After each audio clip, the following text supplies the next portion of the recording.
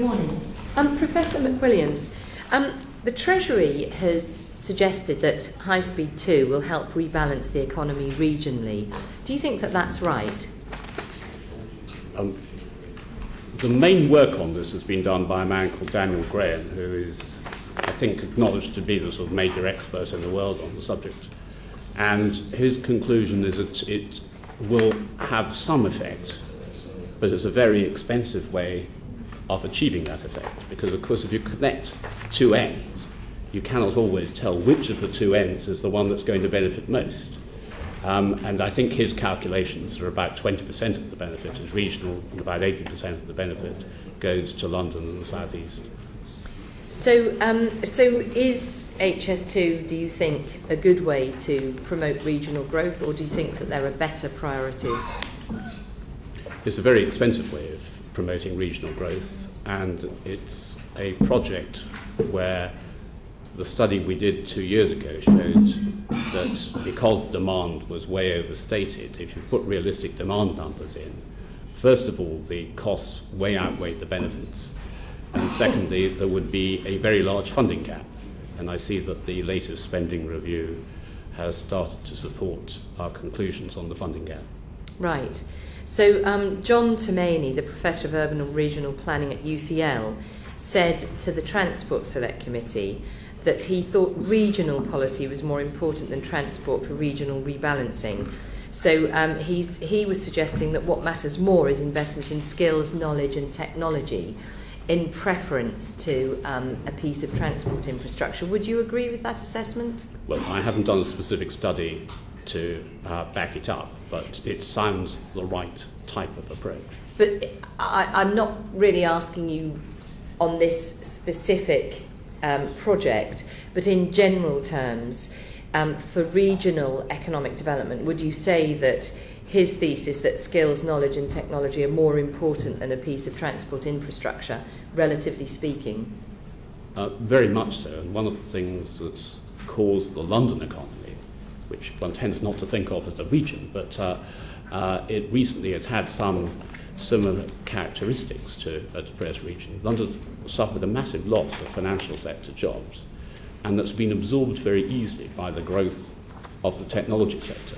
Yeah. The so-called flat white economy, as we've called it, and other people have started to pick it up, because it's so many different industries coming together that you can't define it by SIC codes, but more by the type of coffee they drink. Yeah. And this has created, on our numbers, 60,000 jobs, and it could well be many more than that in London in a couple of years. Now, if you apply that to the regions, it's clear that skills and technology look a lot better as candidates than a high-speed rail project. Although urban transport in these economies is also, in these regional economies, is also important. And so that sort of transport being buses and local train links and so on, as opposed to intercity. That's absolutely right. Yeah, thank you. Mr. Cridland, you have asked at what point HS2 ceases to be value for money. Do you have an answer to that question yourself? I don't, because I think it's a question which has only very recently come into sharp contrast. I think the increased costs of HS2 are a matter of concern. I think the view of business is that infrastructure investment is critical to regional economic growth alongside the other investments that you mentioned, and there is a considerable appetite for infrastructure investment. We've always balanced out in our own representations to government smaller local projects, repair and maintenance, with appropriate big projects, but they have to be value for money and they have to wash their face. I find it hard to envisage in 30 years' time that the UK, as a major economy and industrial nation, won't have excellent rail infrastructure, and I'm quite convinced that there is a strong case for more rail capacity, both for intercity transport and for commuter and rail freight transport on the West Coast main line. But for High Speed 2 to go ahead, it has to wash its face. I'm quite convinced that the value for money test needs properly applying. Okay, so if you had £50 billion to spend on infrastructure, would HS2 be your priority, or what would your priorities be for the economic development of this country?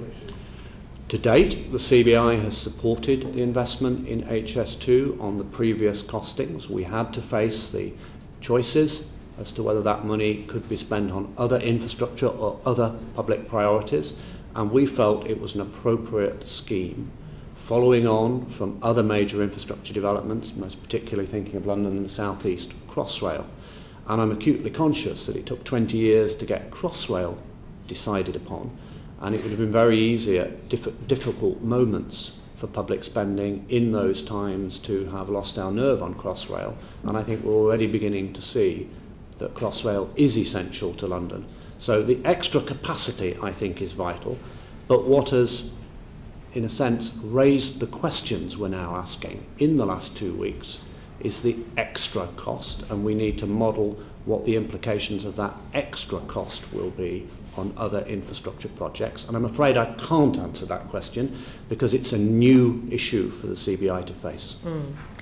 So essentially then you're saying that the merits of the project need to be reviewed in light of the increased contingency that's been applied to it? I am. Thank you.